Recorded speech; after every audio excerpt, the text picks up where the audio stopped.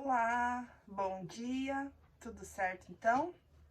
Vamos lá então? Lembrando que a gente está lendo o Mentiras em que as Mulheres Acreditam e a Verdade que as Liberta. A gente vai ler a introdução, não sei se a gente vai conseguir ler toda porque ela é bem longuinha, mas vamos começar. Se eu me atrapalhar aqui, é que tem tanto risco nesse livro, tem tanta marcação, que às vezes eu acabo me atrapalhando, tá bom? Então vamos lá.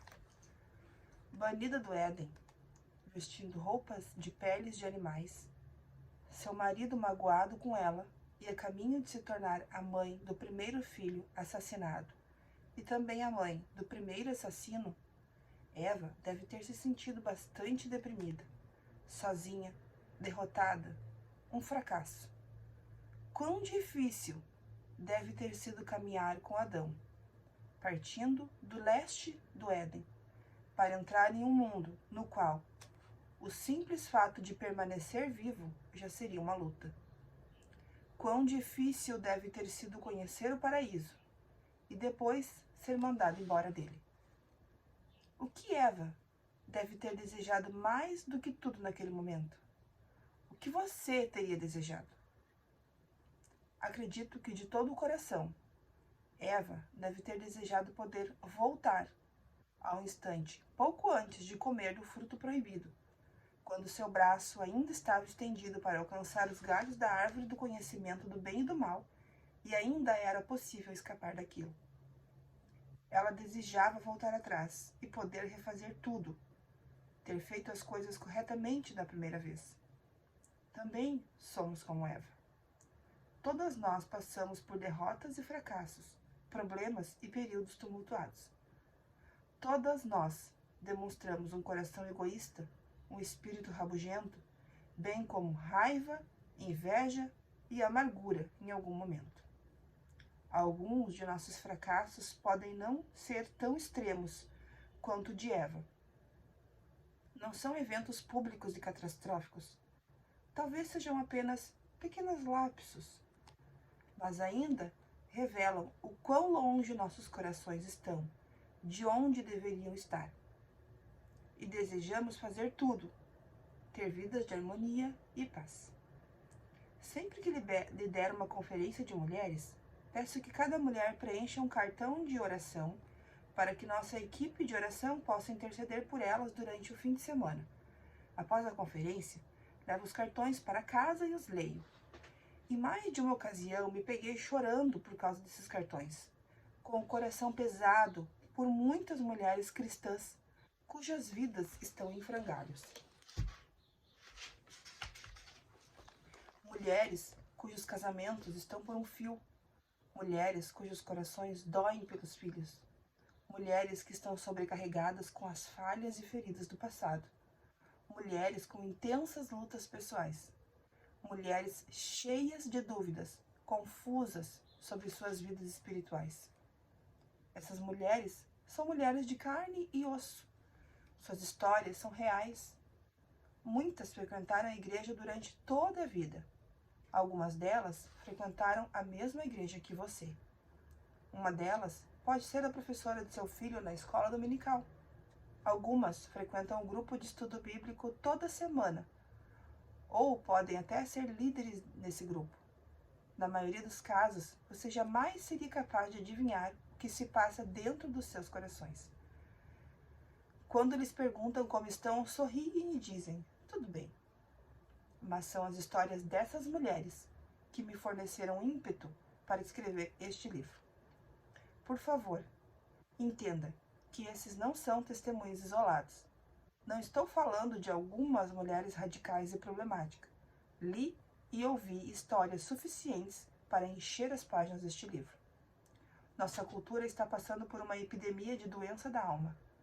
Não apenas entre as mulheres lá fora no mundo, mas entre muitas de nós na igreja. Na verdade, se eu tivesse que descrever uma grande porcentagem das mulheres cristãs que conheci e com quem conversei nos últimos anos, escolheria uma ou mais das seguintes palavras: desgastada, esgotada, acabada, sobrecarregada, derrotada, deprimida, envergonhada, emocionalmente desencorajada, confusa, raivosa, frustrada, instável, tensa, insegura, solitária, temerosa e, sim, até mesmo suicida.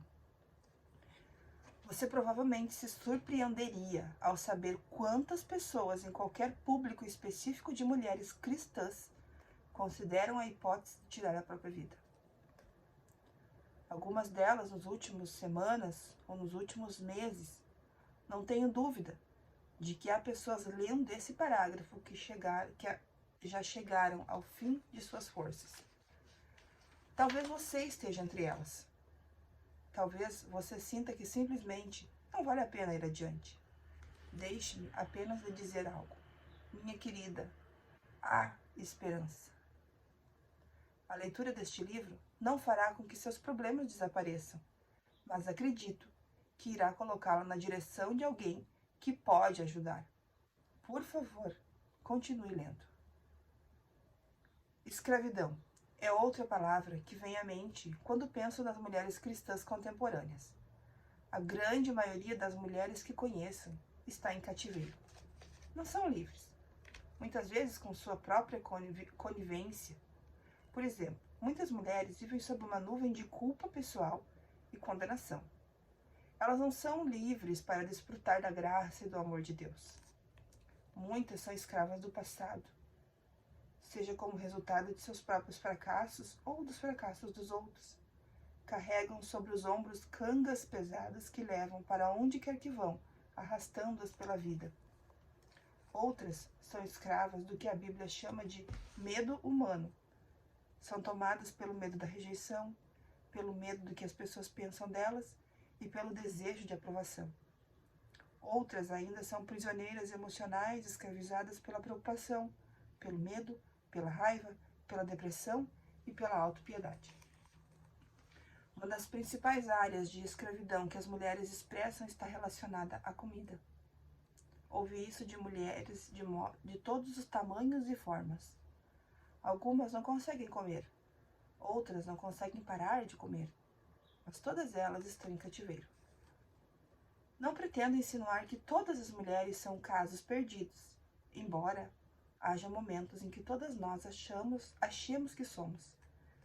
Mas estou dizendo que, em geral, as mulheres cristãs estão com problemas profundos, os tipos de problemas que requerem mais do que remédios e soluções superficiais. Quando nos voltamos para as Escrituras, elas nos lembram que Deus não pretendia que as coisas fossem assim. Lemos as palavras de Jesus no Evangelho de João e sabemos que Deus tem algo melhor para nós.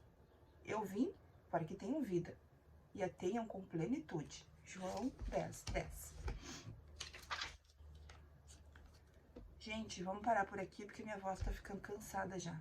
Mas a gente volta com o restante da leitura, tá bom? Eu espero mesmo, espero de verdade que através desse livro, através dessa pessoa tão fraca, com uma voz tão cansada, mas que eu espero que o Espírito Santo fale no coração de vocês durante a nossa jornada pela leitura desse livro, tá bom? Um beijo no coração de vocês e até o restante do capítulo.